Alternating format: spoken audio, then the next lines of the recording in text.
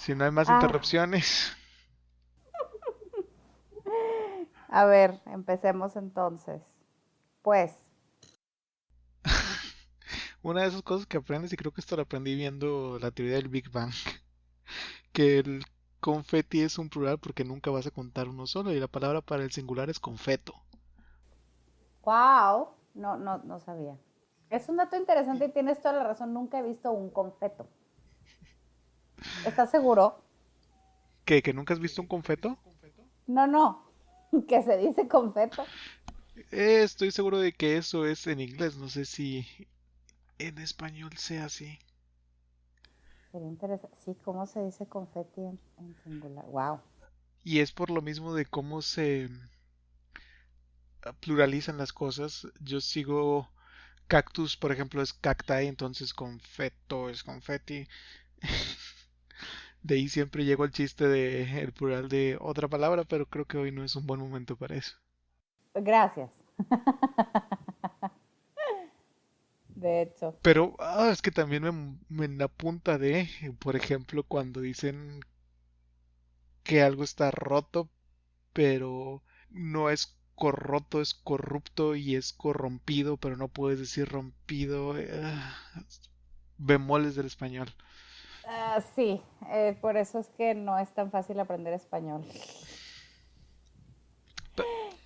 Qué cosas. Relaciones laborales. Esto es con lo que quiero empezar y creo que quiero hacerlo muy hincapié.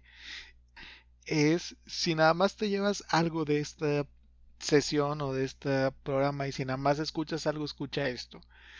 El Departamento de Recursos Humanos no está ahí para apoyarte a ti. El Departamento de Recursos Humanos está ahí para blindar a la empresa de cualquier litigación o cualquier cosa que se venga enfrente. Si hay una relación de amistad con ellos en un futuro o en un presente, es muy bonito porque siguen siendo personas. Sin embargo, su función es ahí mantener el status quo sin que salgan las cosas de control. Es correcto. Y tiene mucho sentido el que ahorita la tendencia mundial, no sé si sepas, es que el Departamento de Recursos Humanos tiende a extinguirse en las empresas. Sobre todo, por ejemplo, tiene sentido a lo mejor para una startup, pero me preocupa que hay empresas medianas tomando estas medidas y hasta grandes de subcontratar su área de recursos humanos viéndola como algo meramente administrativo de trámite de altas, de bajas, de entrenamiento y no tanto como para cuidar a su personal, que debiera de ser como que el rol básico, a lo mejor no el número uno, pero sí del top 10, ¿no?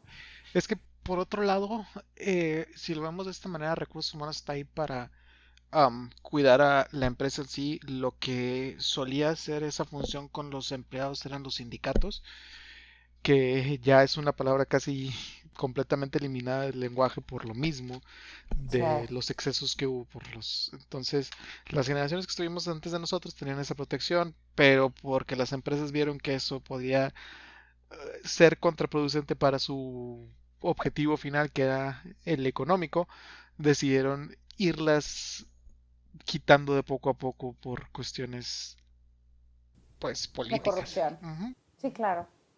Sí, y sin embargo ves casos de sindicatos muy, pues hasta como referentes mundiales, como los unions que tienen en Inglaterra, que si no me equivoco son así como que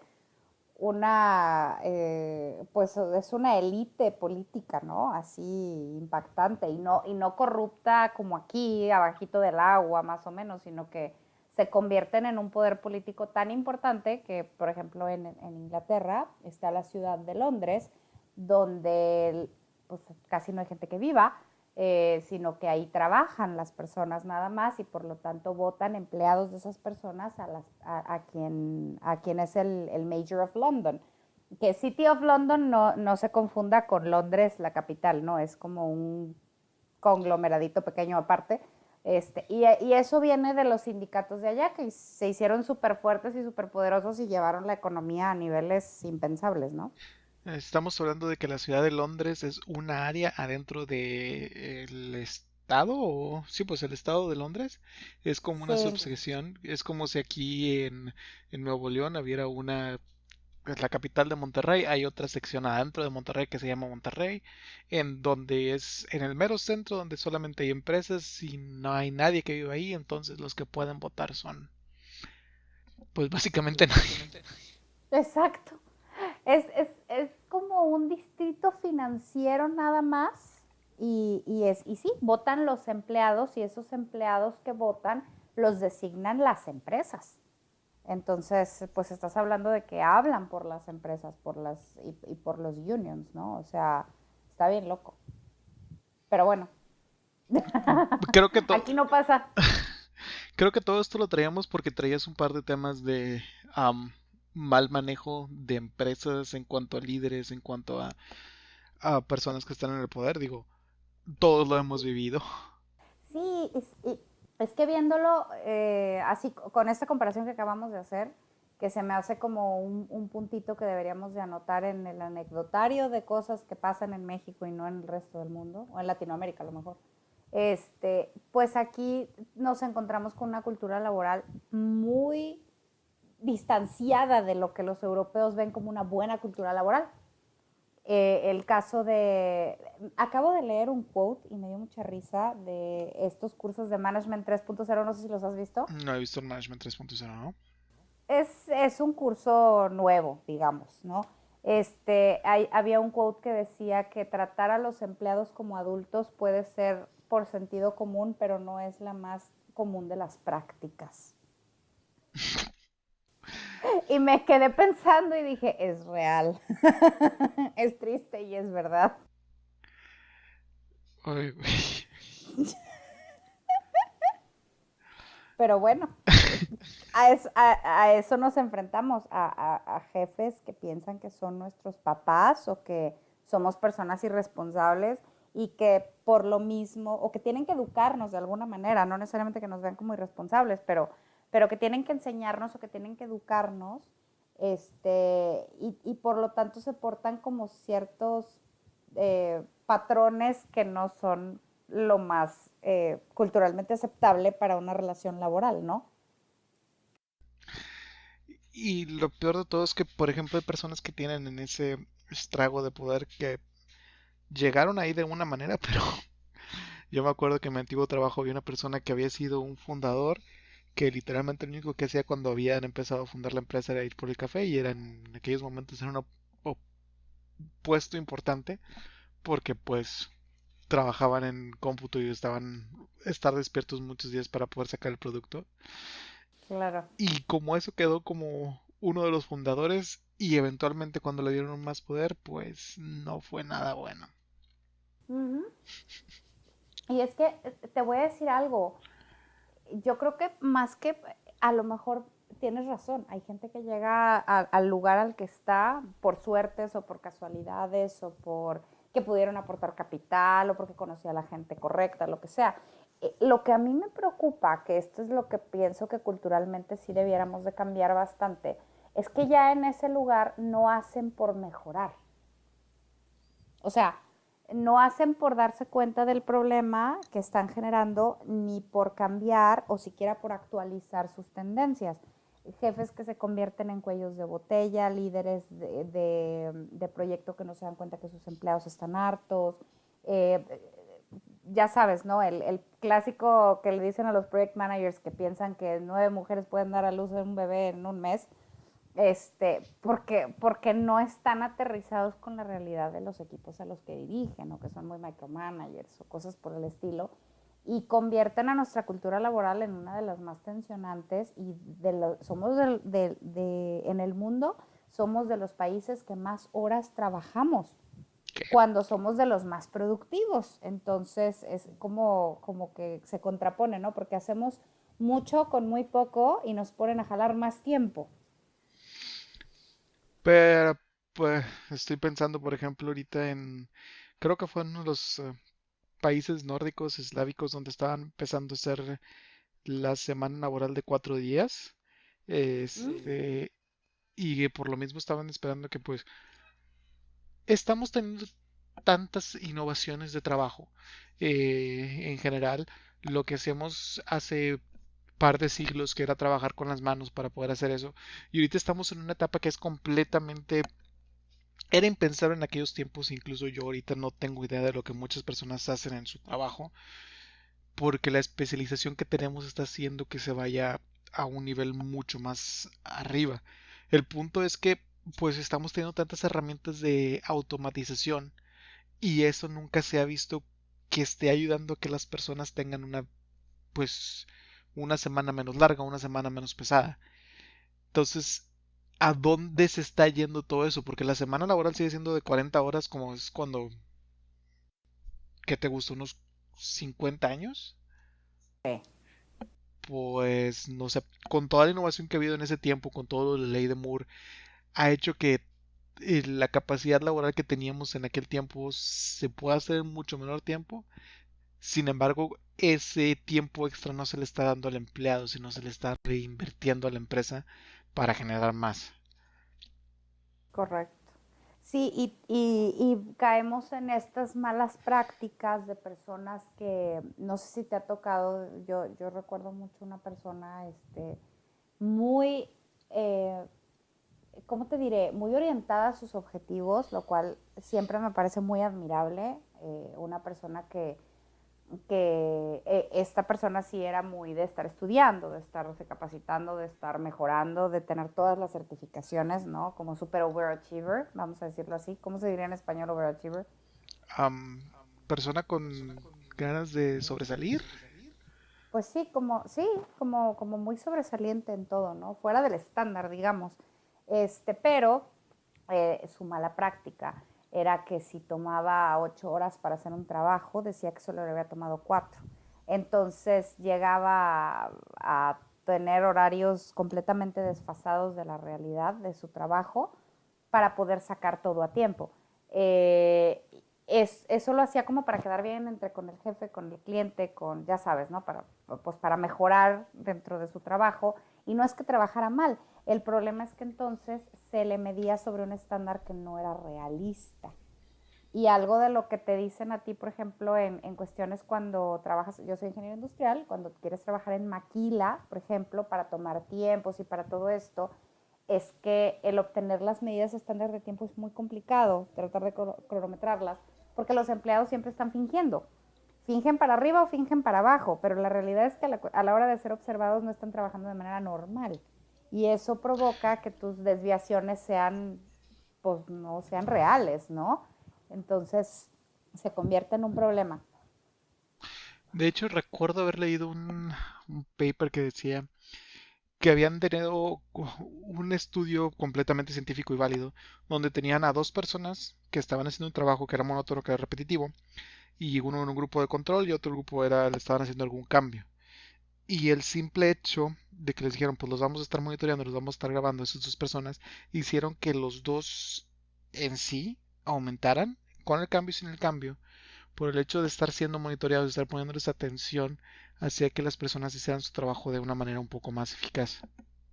Sí. Y hay veces que lo hacen, o sea, se ponen de acuerdo para hacerlo menos eficaz también.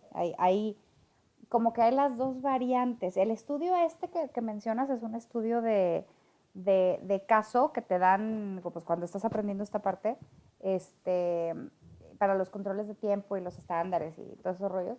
Y sí, es que lo que puede uno observar en un trabajador cuando lo estás observando muy de cerca es que no hace su trabajo de manera normal y no piensa igual.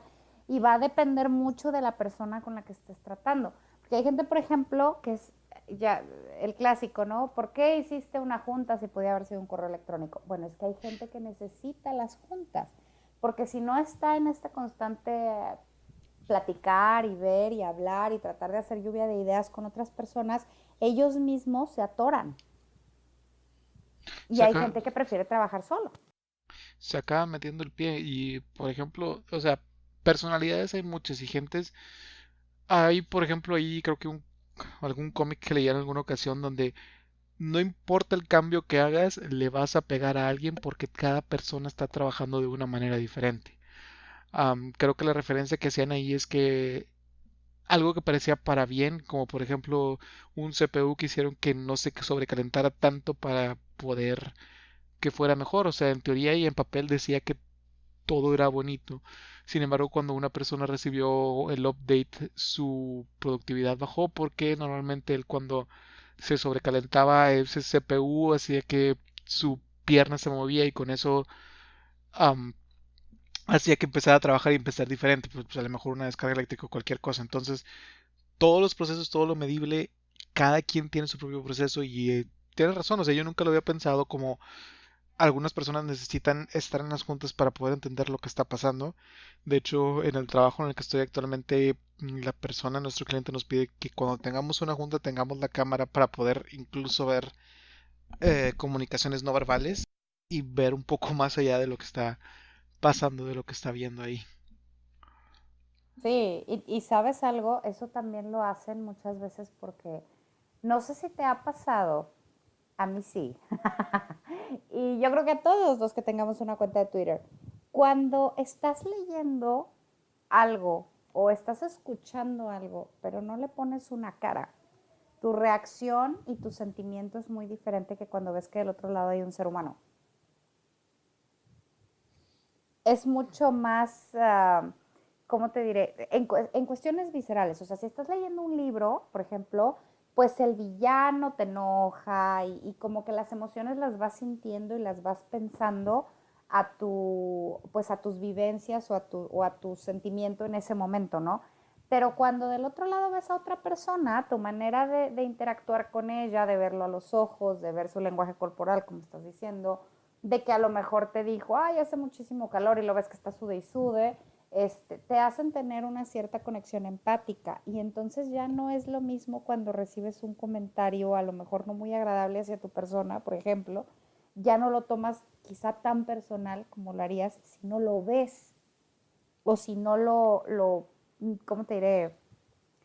No necesariamente ver, porque también hay personas invidentes que no lo piensan así, pero vaya, el hecho de tener ese contacto uno a uno es muy diferente que solo estar escuchando la voz. Uf, es que tengo ejemplos para los dos lados.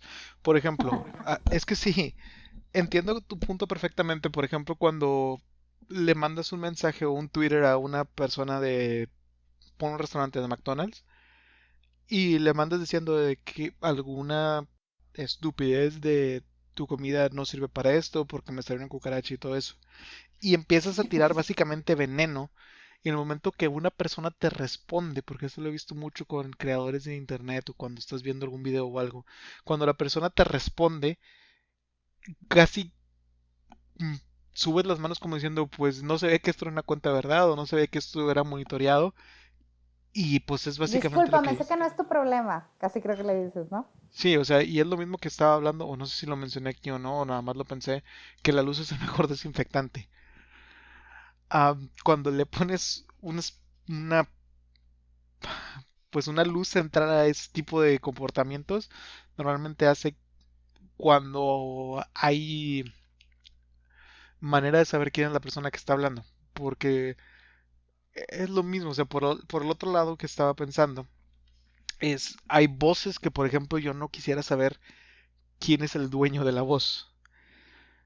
Ya. Am, ¿Por qué? Porque tienes una relación y eventualmente, después de escucharlo, por decirte algo, pensemos en programas de radio. Si tienes a un locutor que nunca has sabido cómo es, eventualmente, como lo estás escuchando tanto, empiezas a imaginarte cómo es esa persona y como te formas una imagen de tal persona, y aunque no sea idealizado, aunque sea una persona, te la imaginas de una manera, si la conoces y ves que de otra manera, ese tipo de realidad como que se rompe Sí. en ese momento y es como que pues no hay gente que incluso he escuchado que deja de escuchar o de seguir a esa persona porque ya sabe físicamente cómo es. Ya. Entonces, lo veo de las dos maneras. Tenemos la facilidad ahorita de tener la anonimidad en internet, que afortunadamente ahorita la seguimos teniendo y creo que va a ser una campaña en unos cuantos años más de tratar de quitarla por cualquier cosa, de tener que usar tu credencial de lector o tu pasaporte cada vez que te quieres conectar para saber eres tú. Y A lo mejor me estoy yendo muy distópico, pero creo que eventualmente va a ser escudado en, ¿cuál es la palabra? Como defensa nacional.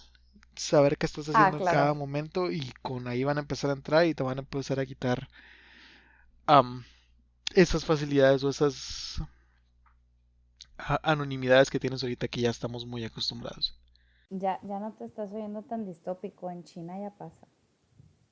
En China ya hay un sistema de puntaje.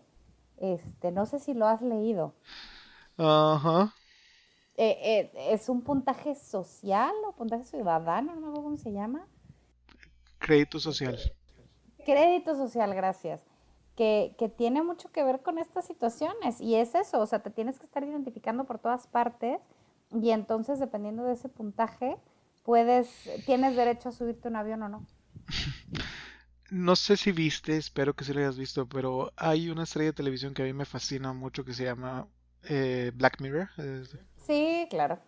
El episodio Nosedive, caída de picada, donde todo se está basado en un sistema de ranqueo de personas de 5 estrellas siendo lo más alto.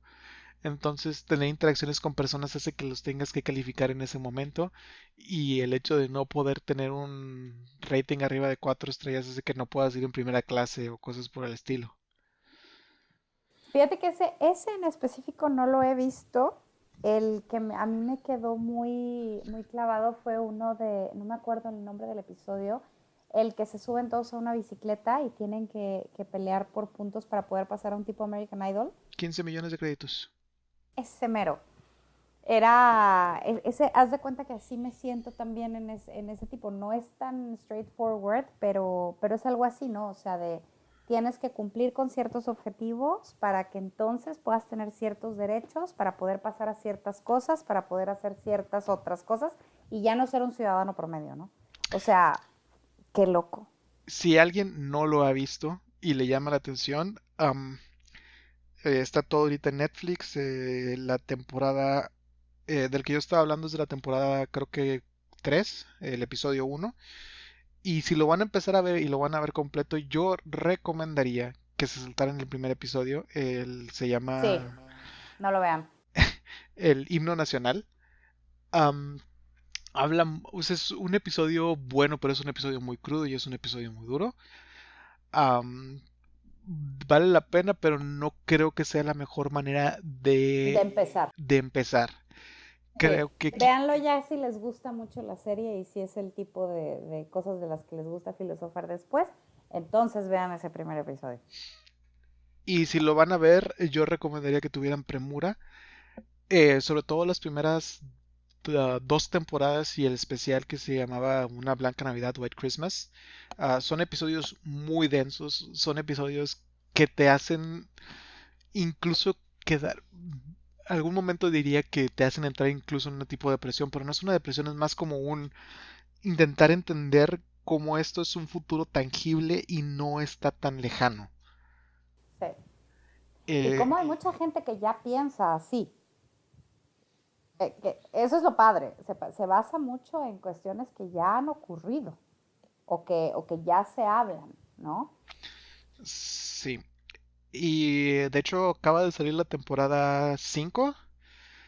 Desafortunadamente creo que su nivel de calidad ha bajado mucho. No sé si fue por el filme que hicieron interactivo que se llamaba Bandersnatch, pero realmente creo que las primeras, incluso metería hasta la cuarta temporada porque todavía tienen un par de episodios muy interesantes ahí, pero de ahí en adelante creo que ya está un poco en caída. Pero sí es Ya. una serie muy recomendable, sobre todo para ver futuros distópicos que no están tan lejos de lo que estamos actualmente. Yo tengo ahorita, por ejemplo, el creador se llama Charlie Brooker. Con él, las últimas dos temporadas que yo siento que han bajado de calidad, él dijo en un, no me acuerdo si fue en un tweet o en alguna cuestión de internet, que el futuro que él estaba poniendo ya no podía ser tan oscuro por los resultados de la elección que había pasado en Estados Unidos. Ya. Eh, porque él decía que ya básicamente estábamos viviendo en uno de esos futuros y que no podía hacerlo ya tan oscuro por eso mismo.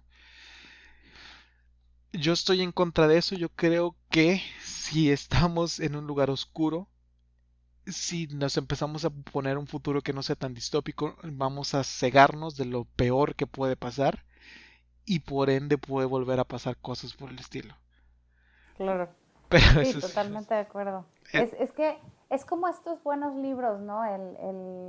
Digo, la referencia siempre de los libros de George Orwell o de, no, se me olvidó el nombre de la autora, nunca lo sé 1984 pronunciar. o Sí, estas... 1964 o el de The Handmaid's Tale, pero se me olvida el nombre de la escritora. Este, tiene varios libros buenos, pero se me olvida cómo se pronuncia su nombre. Tengo problemas. Ezequiel, si quieres termina con tu punto, ahorita encuentro el... Margaret Atwood. Atwood es lo que nunca sé decir, porque a veces le digo Antwood y a veces le digo Artwood y no lo quería decir mal. Margaret Atwood. Este, pero bueno, el caso es que esta clase de personas que tienen esa facilidad de imaginarse situaciones en las que nos podemos meter si seguimos por una línea social no muy agradable y que empezamos a tomar decisiones morales no muy aconsejables, entonces es lo que ayuda precisamente a destapar pues estas conversaciones o estos, ¿cómo decirlo? Como que estos pequeños hoyos negros de la sociedad en las que todo el mundo se parte para diferentes lados y entonces nos damos cuenta de para dónde es que tenemos que ir y para dónde no, ¿no? Y como bien dices, o sea, el hecho de que ya estemos ahorita en un lugar no muy agradable no quiere decir que no debamos de imaginarnos peor que donde estamos ahorita, porque siempre puede ser peor. Y lo peor de todo es que posiblemente vayamos para algo peor. Ajá, Qué triste. Bueno, bueno. de hecho estaba pensando ahorita tuve alguna conversación con una amiga en algún momento donde ella decía que su futuro distópico era algo parecido a esto, que era eventualmente íbamos a tener ciudades, pero no iban a ser ciudades, sino iban a ser como no plazas comerciales, pero lugares donde estaba una empresa. En Mm. aquellos momentos ella se refería como Coca-Cola contra Pepsi o por el estilo, entonces iba a haber una ciudad Pepsi, una ciudad Coca-Cola y no iba a haber contacto entre las personas que vivían en ninguna u otra porque pues iban a estar en guerra en algún momento. Y ahorita lo estoy empezando a ver pasar, pero con Google. Sí, O sea, las empresas que ahorita son las más importantes son las tecnologías de la información y no es por otra cosa, sino porque encontraron ahí una comodidad que era mucho más cara, que es la información, los sí. datos. Alguna vez he escuchado a mucha gente decir que ven o tienen un pensamiento privado, por ejemplo, de que, oh, sería lindo comprar una hidrolavadora y a los que te gusta, 2 días después, sin haber buscado nada, empiezan a ver comerciales de hidrolavadoras A todos aparecer nos ha pasado. en todos lados. Y algún momento dije de que no es que puedes tener 2 días de pensamiento ahí, es o que siempre te está escuchando tu celular y a lo mejor lo dijiste en voz alta con X o Y, eso lo mencionaste a alguien. Esa es una idea que ahorita después de pensar lo que he estado pensando es algo que suena un poco más viable a pensar que la información que tienen de ti y los modelos que tienen de las personas que son como tú son tan específicos que ya pueden saber exactamente qué vas a querer comprar en cuanto a los próximos. Yo voto por el número 2. Yo, Y ese me da más miedo. Te voy a decir por qué. Porque si me están escuchando, tengo manera de zafarme. Pero si tienen ya un algoritmo generado tan sofisticado que a mi entender sí los tienen. Porque por eso, o sea, tenemos algoritmos de ese tipo para todo, ¿no? Para las precalificaciones de crédito, para las revisiones de puntos ¿cómo se llama? De los scores estos que te dan para las universidades y todo eso. O sea, siempre han existido esas métricas. La cuestión es que el Big Data que manejamos ahora, pues es mucho más fácil encontrar información de todas partes y extraerla y poderla meter a esos algoritmos. Ya no son los 5 campos básicos, ¿no? De edad, puesto, estatus marital, ¿no? Ya tienen una cantidad de información increíble. Pero además está tan tuneado y tan eh, pues, tan trabajado, por decirlo de una manera coloquial, que sí, tienen modelos de personas, de situaciones y de comportamientos. O sea, a lo mejor te apareció el mensaje de la hidrolavadora porque empezaste a buscar cosas, te voy a poner un ejemplo ridículo, empezaste a buscar carros deportivos y como buscaste carros deportivos y tienes cierta edad y vives en cierta zona y te conectas más o menos con ciertas personas que quizá hicieron ya la misma búsqueda que tú, lo más probable es que te interese la hidrolavadora. Y es triste y es real, porque no nada más te pasa cuando empezaste a pensar en comprarla y después te apareció. Pasa que te sugiere cosas en las que no habías pensado, pero te empiezan a interesar.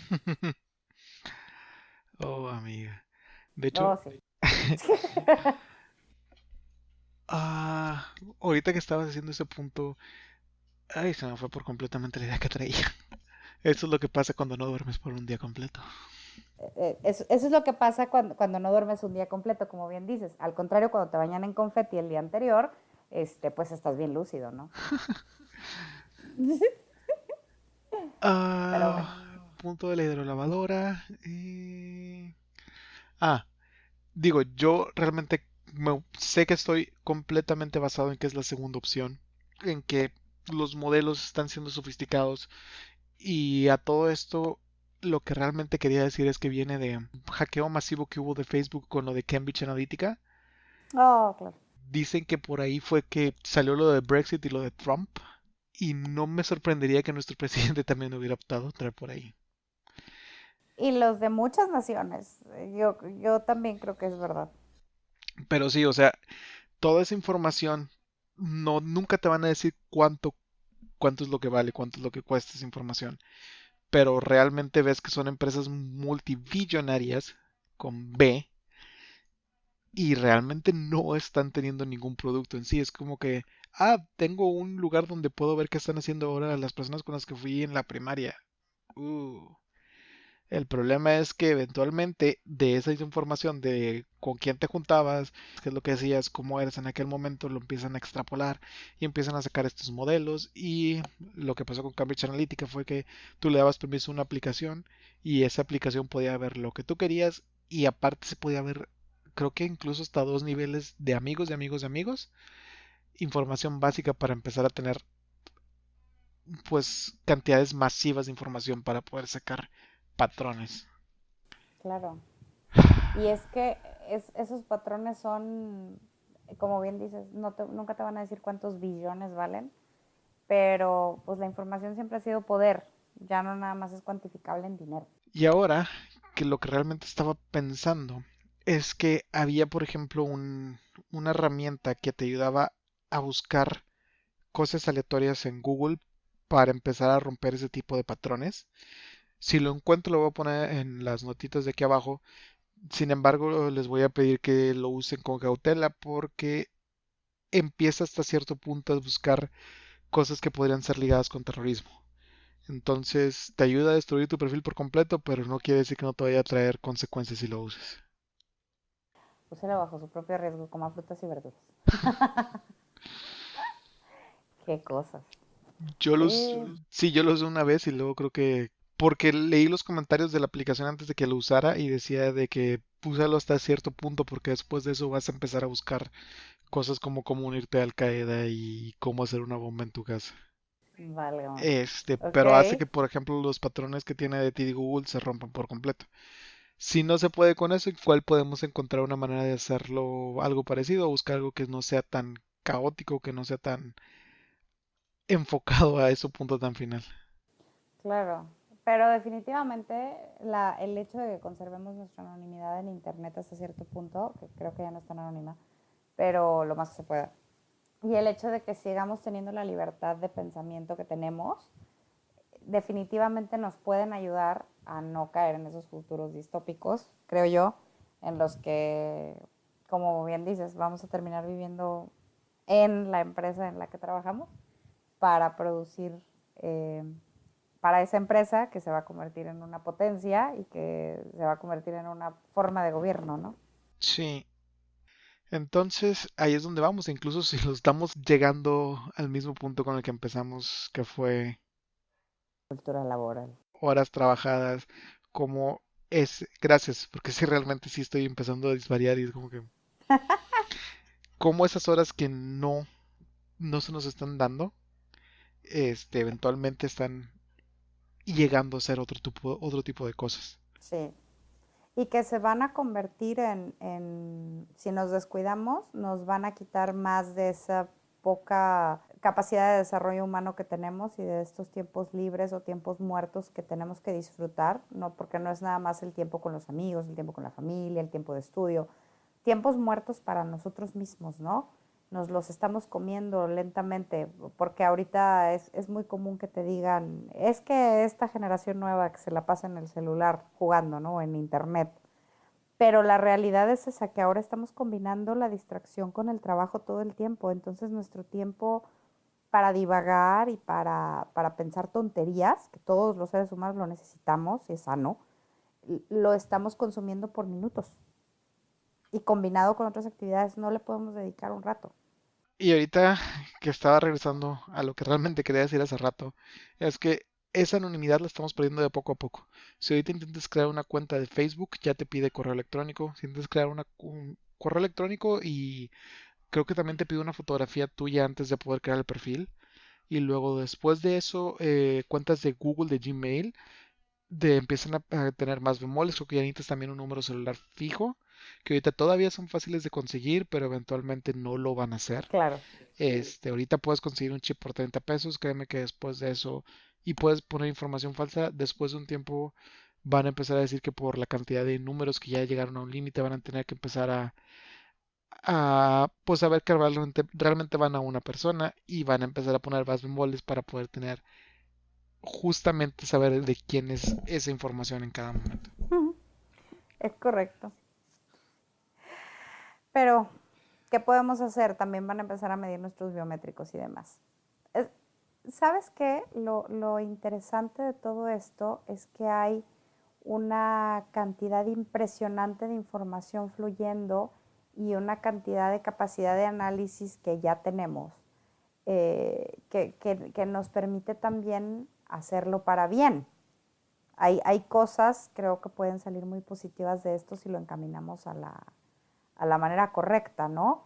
Como estos chips que ahora existen, bueno, están en pruebas para detectar enfermedades o tipos de alimentación o cosas así, segmentado por tu ADN, por ejemplo. ¿Qué digo? Eso todavía son pruebas de laboratorio, si tú quieres, con grupos beta, pero ya vamos para allá y eso está muy padre, el que podamos todos proveer información para que la generalidad nos vaya mejor está padrísimo. Sí, y de hecho hoy por ejemplo estaba leyendo de un implante, no es un implante, es un lente de contacto, el cual puedes parpadear 2 veces y hace un zoom óptico a una imagen. No So, te pases. esta información me la pasó mi esposa y fue como que, ah, Wow, quiero uno. si no sé de qué tan grueso sea, yo honestamente tengo una versión a tocar mis ojos completamente, pero sí. Te puedo entender bastante. Pero sí, está, o sea, está padrísimo. Y retomando, lo único que me faltaba decir es que no sabía que The Handmaid's Tale era un libro. Oh, Hoy me entero. Es un libro que aparentemente voy a tener que empezar a leer. sí. Y de hecho, hasta hace un mes no había leído 1984. Fuertes declaraciones. Nunca le había encontrado la necesidad de haber leído ese tipo de libros porque cuando me pongo a leer es para escapar de una realidad, pero te das cuenta de que ahí está todo. Sí. Creo que sí, yo también utilizo mucho la lectura como escape, pero hay algunos libros como estos dos que deberían de ser lectura obligada a cierta edad. Yo creo que antes de votar. No lo sé. Aquí mi problema, o sea, por mí adelante que sean obligatorias, pero no creo que pueda ser no creo que lo puedas realmente llevar a cabo, llevar a cuestión, porque sería muy difícil. Sin embargo, sí es uno de esos libros que realmente te abren los ojos. Sí. Es difícil tomar decisiones políticas eh, en cualquier momento de tu vida, pero yo creo que después de leer ese libro te cuestan más trabajo todavía. Y yo considero, siempre he sentido que yo soy una persona cínica en cuanto a cierto tipo de cosas. Las últimas votaciones, usé el voto útil en lugar de irme por convicciones, y las anteriores a eso me fui por convicciones y no sirvió de nada. Nos vamos a meter en política. Así déjalo mejor. Bueno, entonces déjame regresar al tema que teníamos antes de lo laboral. Sí, Sí, sí, lo laboral. Podemos, bueno, podemos hablar sin meternos tanto en la política sobre la fuga de talentos en México. la fuga de cerebros. Sí, es grave, es grande, somos el primer lugar en Latinoamérica. Ahorita les dejamos aquí unas ligas para que las lean y lloren con nosotros. Y pues básicamente lo que estamos haciendo es educando al futuro del mundo, pero no al nuestro. Me acuerdo haber leído en alguna ocasión, creo que serán países como España, que creo que España por eso tuvo este programa, pero ahorita llego a eso. España te ayudaba a becarte, te ayudaba a que te fueras a otro país a tener esa educación posgrada, de posgrado, Ajá. siempre y cuando regresaras al país a ejercer ahí mismo por N cantidad de tiempo. Y eso suena muy bonito, hasta que te acuerdas lo que pasó con España, Claro. que tenían una población muy, muy preparada, pero no tenían trabajos. Y fue por eso que creo que fue en el 2004 que tomaron la Plaza del Sol. Sí. Y te das cuenta de que no hay una manera, realmente no hay una manera a- que no haya errores, que sea imposible que falle, pero creo que el modelo es algo parecido a eso. Y por ejemplo, ahorita aquí en México tenemos una de las mejores universidades de Latinoamérica. Creo que podría ejercerse algo así que, ok, si eres lo suficientemente capaz, eres becado, pero tienes que regresar al país de origen por lo menos 1 o 2 años a ejercer antes de salir para allá. Te voy a decir que encontré en esta búsqueda dos datos tristes y alarmantes que creo que podrían ser la palanca para el cambio. Uno es que según Animal Político, nada más el 8% de los niños con un desarrollo, pues digamos, eh, avanzado o superior al del promedio son atendidos en México. O sea, solo el 8% recibe apoyos del gobierno y logran, pues en realidad, sacarle jugo a las actividades extras y a todo esto que se necesita para poder desarrollar capacidades. Entonces ya empezamos mal, porque muchos niños que tienen la capacidad de, cuando son superdotados, que sus papás tienen la capacidad de mandarlos a estudiar fuera, los mandan a estudiar fuera desde antes, porque aquí no hay programas en los que se aboquen a ellos, se abocan a los rezagados mayormente y eso atrasa a todos. No es que esté mal, obviamente también se tiene que dedicar un programa a los rezagados, la cosa es que frenan el desarrollo de los que van más adelante. Y luego en México hicieron un estudio grande, la Universidad Autónoma de Zacatecas, para revisar qué era lo que estaba pasando. Y revisaron que había 1.2 millones de mexicanos altamente capacitados, estoy citando, del Observatorio TEC, o con formación de posgrado que se han marchado del país entre 1990 y 2015. Y lo que dicen es que no es nada más una problemática económica, o sea, no es un tema de, bueno, es que fuera me pagan más. El problema es que no tenemos aquí incentivos, por ejemplo, para los startups, no tenemos, vaya, nuestra forma económica y cultural de trabajar no beneficia a que esta gente que está altamente capacitada o que tiene capacidades para hacer algo más, puedan abrir campo. Entonces pasa lo que estás diciendo que pasó en España. Bueno, ya estudiaste, vamos a decir, te graduaste del Politécnico, de la UNAM, del TEC, tienes un doctorado, ¿ahora en qué jalas? No hay. Y si tú quieres empezar algo, no se puede. ¿Me estás diciendo que Pepe y Toño me mintieron? Te mintieron Pepe y Toño, sí, tristemente. Ya no me acordaba de Pepe y Toño. ¿Sabes qué es Pepe y Toño? Y luego es Pepe y Toño y Ana y María. O María y Ana. Ay, ese es un tema que creo que lo tocamos la vez pasada, que es equidad, no es lo mismo que igualdad. Equidad, igualdad, sí, sí. Bueno, Sí, en México, ahorita que mencionaste Pepe y Toño, tenemos muchas ganas, según parece, con estos pequeños avances, de que la gente ponga una tortillería, de que pongan una tiendita, pero no de que pongan el próximo Google. Y eso genera un problema para la gente que tiene, eh, pues que tiene una educación superior o que la busca, ¿no? Entonces, estamos hablando que, como te decía, es la fuga de cerebros, somos el primer país en la lista en Latinoamérica y estiman o sea, es una cantidad desproporcionada de gente que se va en cuanto termina la universidad y tienen algo ¿cómo se llama?, de experiencia laboral, y de maestrías y de posgrados se van la mayoría.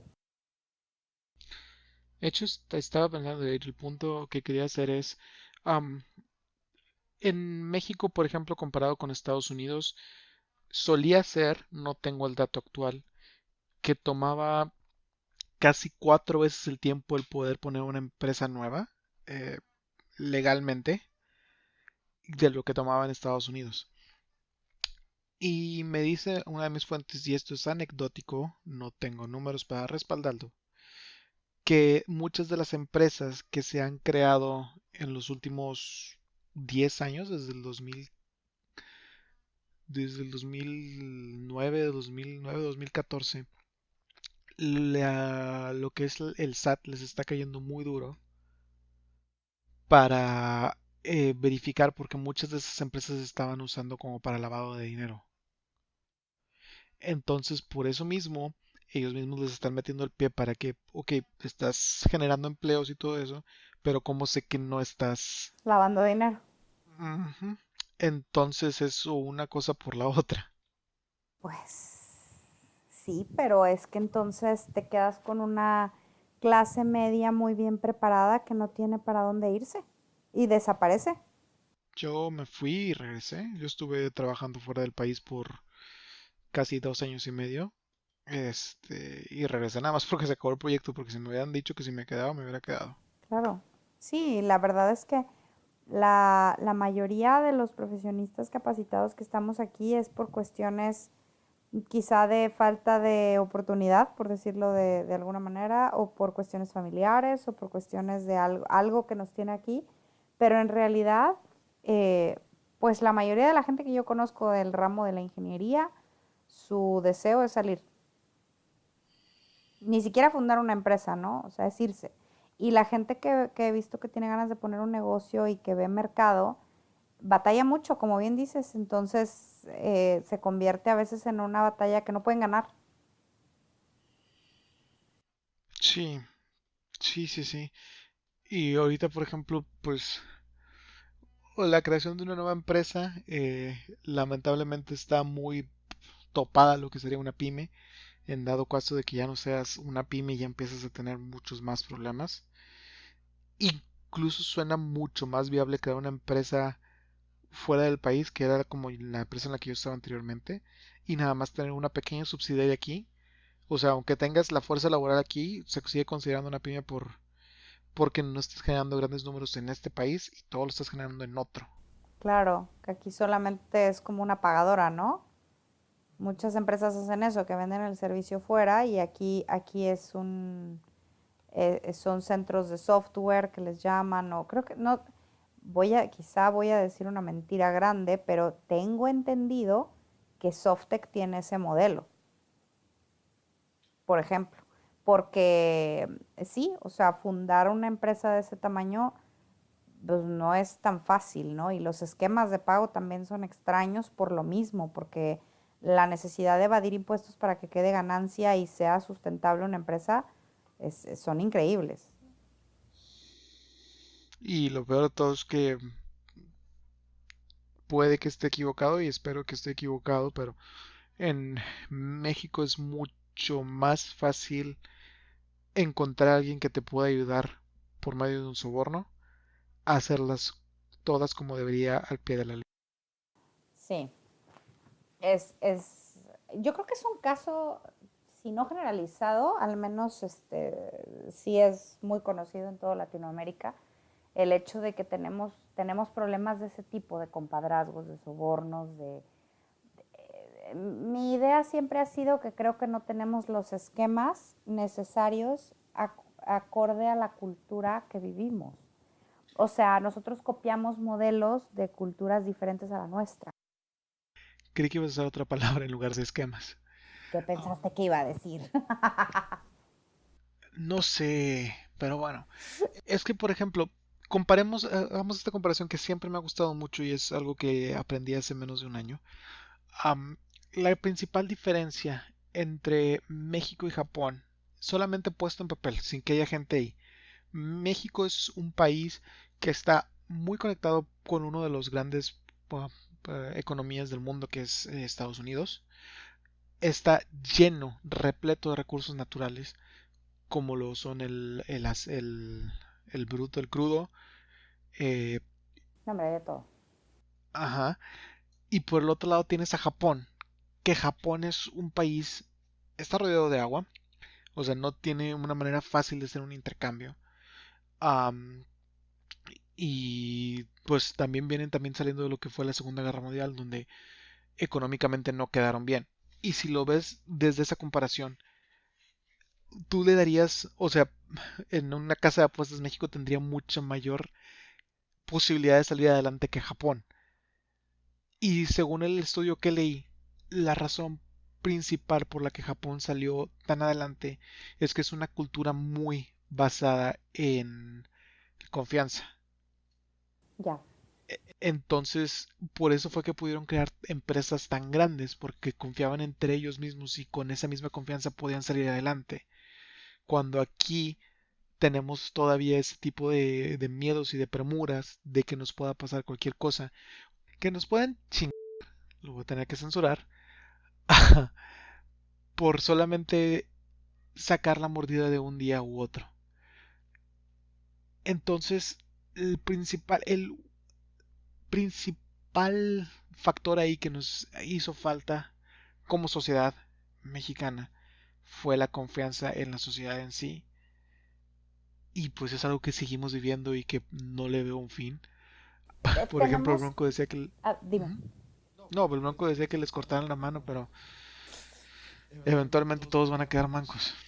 Es correcto, y es que ese es el problema, tenemos como círculos de confianza y nos enseñaron a desconfiar por clase, por raza, por situación económica, por muchísimas cosas. Y cuando digo raza, ya sé que los humanos no tenemos raza, vamos a decir por color de piel, ¿no? O sea, desafortunadamente el mexicano tenía hasta, pues si lo ves así, hasta hace poco, vamos a decirlo, históricamente hablando, teníamos un sistema de castas, ¿no? Y teníamos, como la sobrevive todavía en India, en algunas zonas, y teníamos la prohibición, o bueno, no prohibición, pero más bien no aceptación de hablar otros idiomas que se hablaban aquí.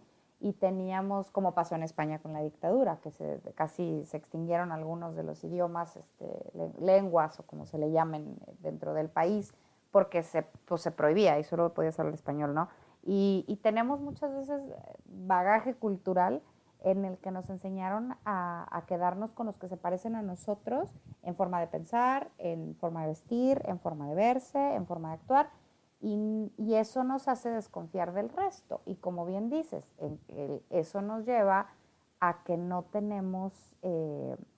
confiamos en las instituciones, no confiamos en las empresas, no confiamos en la autoridad, no confiamos en nada. Todo el tiempo estamos pensando que nos van a chingar. Es un modo de vida.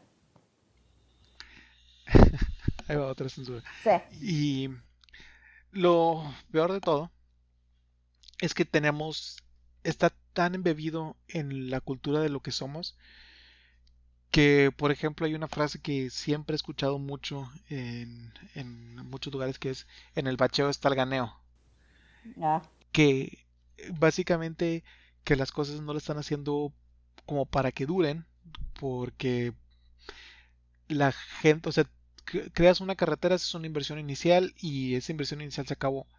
Si la haces, por ejemplo, como en algunas carreteras que hay en Estados Unidos que llevan muchos años, que se les da mantenimiento y quedan bonitas, que quedan muy bien manejables, eh, para que no haya ningún problema y que la gente siga adelante. Y aquí, para poder hacer una reinversión de gastos de lo que son los impuestos, se hacen con materiales que no son tan buenos, aunque si lo hablamos de esa manera, el asfalto es una de las cosas que se puede reciclar casi infinitamente. El problema es que, por ejemplo, está eso que se puede hacer con un material un poco mejor para que dure más tiempo. La pintura que usan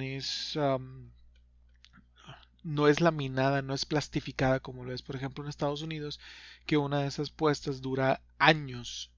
Cuando aquí los ves y, por ejemplo, ves Constitución y a cada rato tienen que volver a estar pintando porque no es algo de alta calidad. Entonces nunca hubo esa manera de poder confiar en el gobierno porque siempre estaban haciendo cosas que fueran de ese tipo. y sabes que también, una parte, eso es muy real, eso, o sea, digo, ¿cuándo fue la última vez que te tocó ver a un trabajador desasolvando una alcantarilla? En temporada que no fuera de lluvias. No pasa, No, güey. creo que no. No. No, no hay presupuesto para hacer algo que no esté urgiendo, ¿sí? ¿Por qué? Pues porque ¿para qué le metemos dinero a eso si no se nota, si la gente no lo ve? Como dices, no, o sea, no procuran hacer las cosas con calidad. Si desasolvaran las alcantarillas antes de que lloviera, seguramente nos inundaríamos menos, pero eso no lo ve la gente, ¿no? Y no se trata de que no tiremos basura, los árboles tiran basura, hay que desasolvar las alcantarillas, punto. Pero también está el tema del lado de la cultura, que volvemos a lo mismo. Tenemos una cantidad increíble de recursos, como ya mencionaste. Ahorita estaba escuchando de gente incluso que está haciendo empresas que su principal materia prima es el sargazo, ¿no? Ahorita que hay tanto. Entonces, tenemos nopal, que ya encontraron manera de hacer combustible con eso. Tenemos un montón de cosas. ¿Por qué seguimos usando asfalto y concreto? Pregunta seria. O sea, ¿por qué no hemos buscado opciones más ecológicas, más económicas? La materia prima la tenemos nosotros. Si en algo podemos estar orgullosísimos, es que nosotros no tendremos empresas que vayan a la bolsa de valores, pero la mitad de América yo creo que se traga nuestros aguacates, ¿no? Entonces, eso lo traemos. Gente que se quiera quedar a investigar y a buscarle maneras para salir adelante, esa es la que nos falta. Y el problema es, pues es lo mismo que regresamos a eso. No hay o sea, no hay empresas porque no hay empresas grandes que puedan tener ese tipo de, se llama Research and Design, R&D. Ajá, O sea, no hay manera de hacer ese tipo de investigaciones.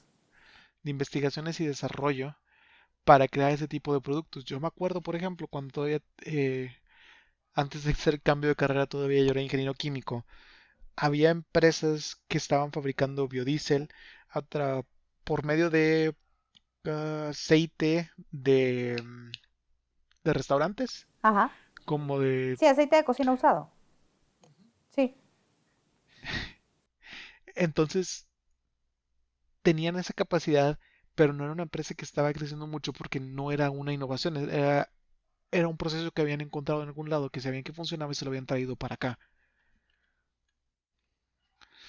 Entonces no tenemos la innovación porque no tenemos las empresas que nos puedan innovar. Claro, no tenemos, eso es lo que falta como ese motor de arranque de decir y además que las pocas empresas que hay se pongan las pilas. Por ejemplo, Cemex pues es una cementera de clase mundial y tenemos aquí muchas cementeras muy grandes. Y tenemos otras que son extranjeras que vienen a sacar de aquí también producto, ¿no? Que aquí venden. Entonces, ok, ¿por qué en todas esas cementeras no hay un área de desarrollo, que esas sí tienen un chorro de lana, para buscar alternativas del cemento? Es esta manera de pensar ridícula, arcaica todavía de es que se me acaba el jale. No, güey, se te acaba el cemento. Se te acaban los lugares donde ponerlo. Búscale a ver qué más puedes hacer con eso, ¿no? Y el problema es que hay empresas que, por ejemplo, hay una empresa que se enfoca en, ay, ¿cuál es la palabra? Medicinas, farmacéutica, Farmacéuticos. Ujú. en Estados Unidos que, por ejemplo, se tomó tan a pecho eso, de buscar de que allá lo manejan por medio de patentes, se le iba a acabar la patente y empezó a empujar, en lugar de hacer una que era masticada, ahora era una, como una laminita que te ponías abajo la lengua y empezaron a empujar sobre eso mismo para poder tener el uso de la patente por más tiempo, porque era un producto diferente, aunque el ingrediente activo era el mismo, la manera de entregarse o la manera Absorción, digamos. de absorción del cuerpo era diferente, entonces era un concepto nuevo y podía entrar en patente como uno nuevo. Claro. Entonces, tenemos que encontrar un punto medio, pero sí se tiene que hacer algo, porque si no, nos vamos a quedar donde mismo y eventualmente vamos a ser parte de Estados Unidos o Guatemala o alguien nos va a conquistar del medio porque no estamos avanzando. Claro, y mira, eso que dijiste ahorita, por ejemplo, puede sonar ridículo. Y sí, qué terrible que se pueda uno agarrar de esos métodos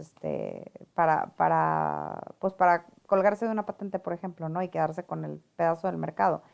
Pero a la vez eso forza la innovación. Y al forzar la innovación, te puedo decir que a lo mejor esa misma empresa, por tratar de agandallar, puede buscar, puede encontrar, no buscar nada más, puede encontrar métodos de absorción que sean positivos para ciertos tipos de personas con ciertos tipos de enfermedades.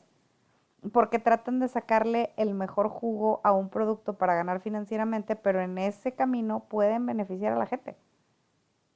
Y eso es lo que hace que, o de un lado, o sea, que es ellos, o del lado de las leyes, que sería el otro, se puedan hacer avances a favor del bienestar. Pero la cosa es empujar para adelante, ¿no? Ujú. Eso es lo que no está pasando. Sí, Y al estaría final. padrísimo que aquí en México, teniendo las cantidades de materia prima que tenemos, empezáramos a ver las calles hechas de otra cosa.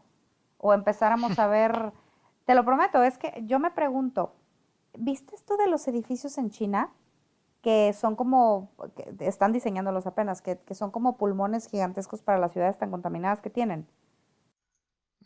Creo que sí, que eran como un edificio actual, pero con mucho más verde alrededor de, pero no tengo la imagen aquí. Luego lo buscamos y a ver si lo podemos poner en la descripción.